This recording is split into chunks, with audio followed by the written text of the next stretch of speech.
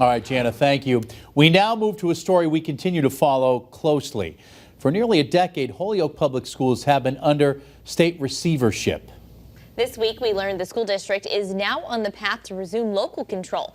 And Western Mass News reporter Olivia Hickey joins us live in Holyoke with more. Olivia? It's not something that's going to happen overnight, Abby or Chris. Regardless, Aaron Burnell, the vice chair of the school committee, tells me they're looking forward to control and decision-making power returning to the district. Everybody deserves to have a say in the democratic process, and what receivership did is took that away from us. To get you up to speed on Monday night, Acting Education Commissioner Russell Johnston told school officials he is dedicated to helping Holyoke develop a clear plan and timeline to exit state control.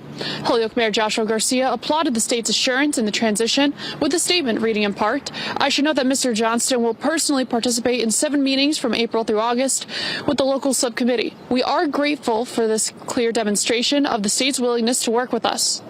The meetings are already scheduled, as you can see on your screen. According to the mayor's office, each meeting will cover topics like annual budgeting and discussing the process for reviewing, hiring, and evaluating the district superintendent. The meetings will be open to the public and are scheduled for 5 p.m. at Dean Tech. The exit plan is expected to be